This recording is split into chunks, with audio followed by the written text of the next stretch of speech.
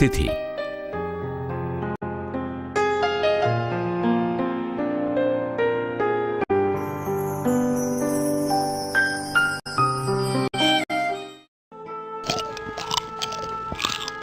तुम green vegetables क्यों नहीं खा रहे हो? हेल्थ के लिए कितना जरूरी है।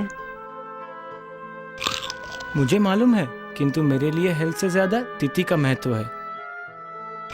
तिथि? तिथि क्या है? जैन दर्शन के अनुसार तिथि के दिन हमारा अगला जन्म तय होता है।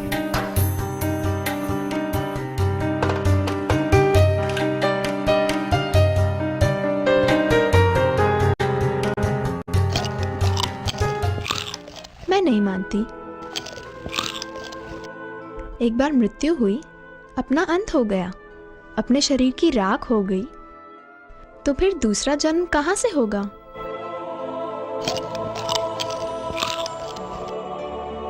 नहीं, हमारे शरीर का अंत तभी होता है जब हमारा मोक्ष होता है।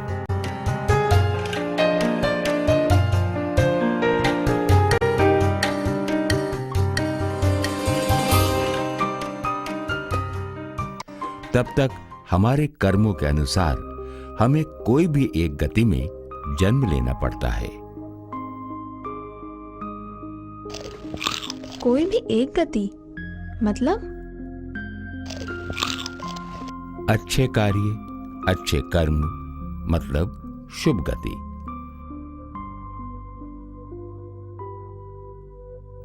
बुरे कार्य, बुरे कर्म मतलब अशुभ गति।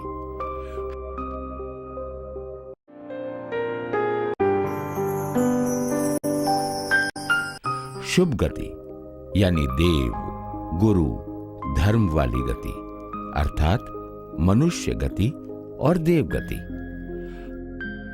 अशुभ गति यानी देव, गुरु, धर्म बिना की गति अर्थात त्र्यंच गति और नरक गति। अब ये बताओ, तिथि क्या है? क्या तुम जानती हो, कैलेंडर 2 प्रकार के होते हैं। 2 प्रकार के? मैंने तो कभी नहीं सुना।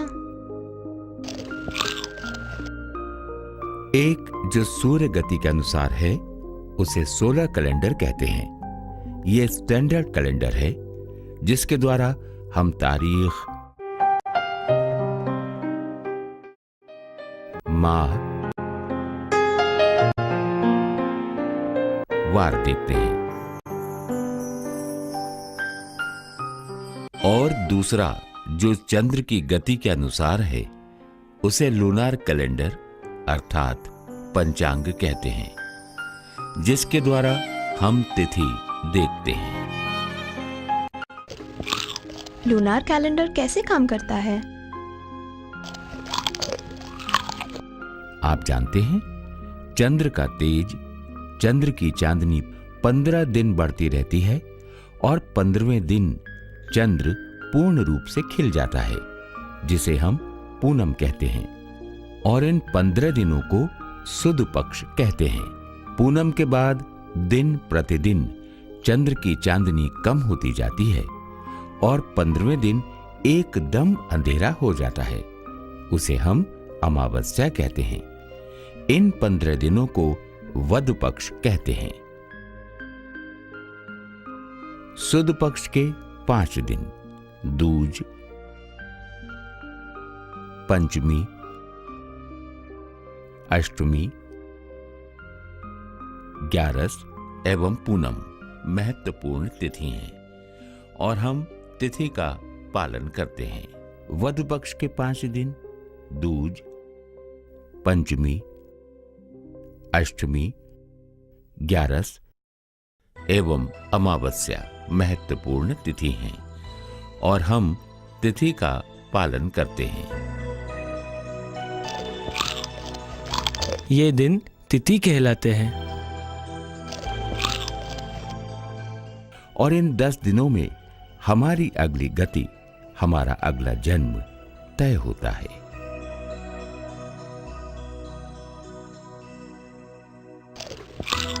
इसके पीछे क्या लॉजिक है?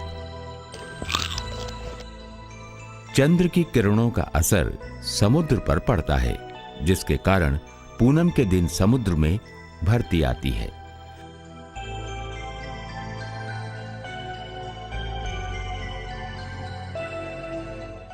और अमावस्या के दिन ओट।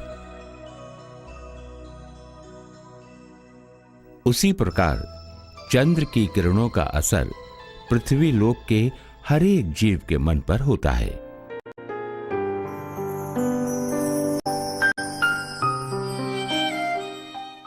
इसलिए पूनम के दिन, भरती के दिन आत्मा में सबसे ज्यादा कंपन होता है, जिसके कारण मन की चंचलता, क्रोध, आवेग, उद्वेग ज्यादा होते हैं। उन दिनों हमारे भाव, विचार, प्रवृत्तियां जैसी होती हैं वैसे कर्मबंध होते हैं। उन दिनों यदि हम सत्कार्य करते हैं, कम से कम हिंसा करते हैं, सेवा करते हैं, तो हमें शुभ कर्म का बंध होता है,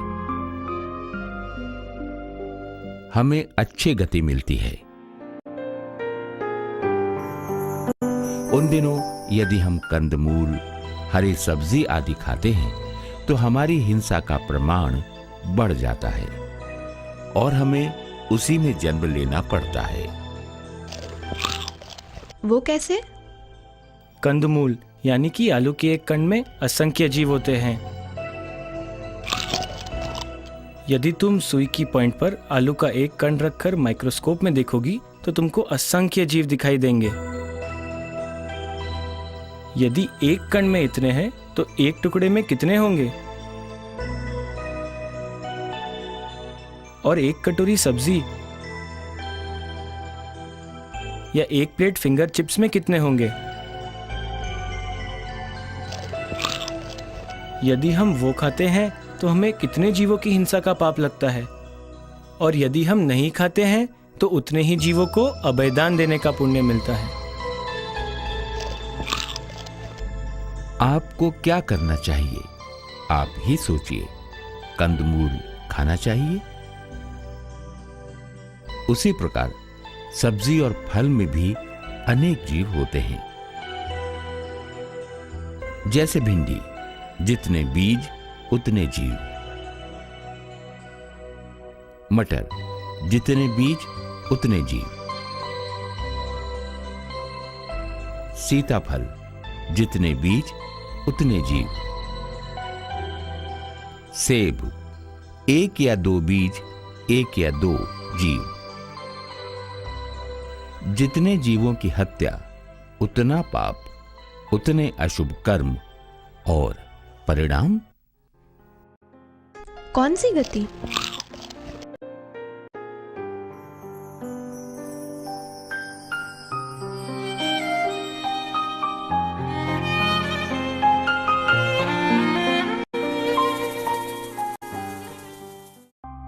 यदि आपका जन्म कंदमूल में होता है,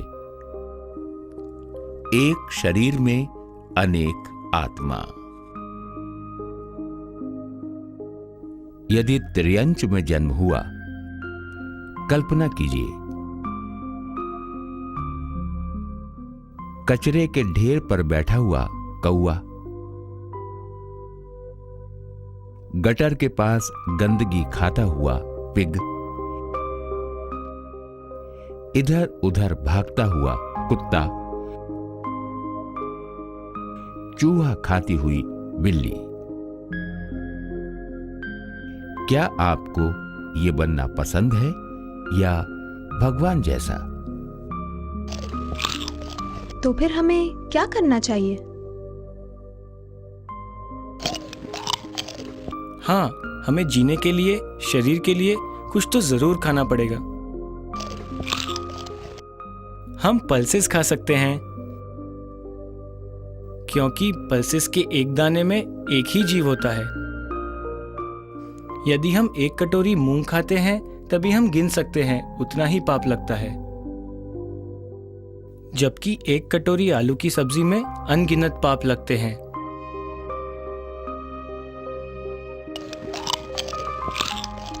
हमें क्या करना चाहिए? हमें देवगुरु का स्मरण करना चाहिए, माला करनी चाहिए,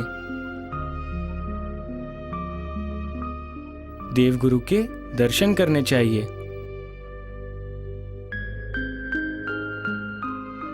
धार्मिक पुस्तकें पढ़नी चाहिए,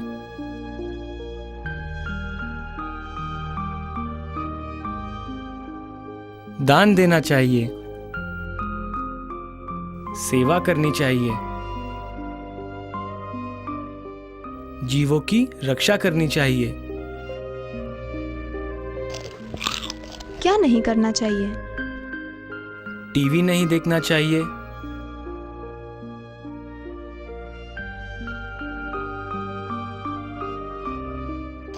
होटल में नहीं खाना चाहिए, नाटक सिनेमा नहीं देखना चाहिए,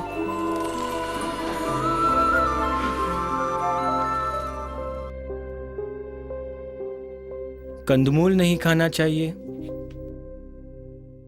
हरी सब्जी नहीं खानी चाहिए।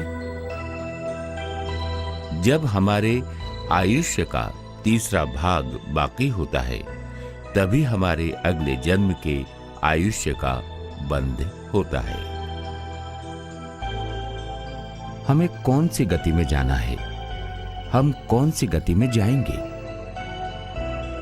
ये कोई भगवान के ऊपर नहीं है, ये तो हमारे ऊपर ही है। आपको कहां जाना है, चार गति में या मोक्ष में? आपको क्या करना चाहिए, आप ही सोचिए।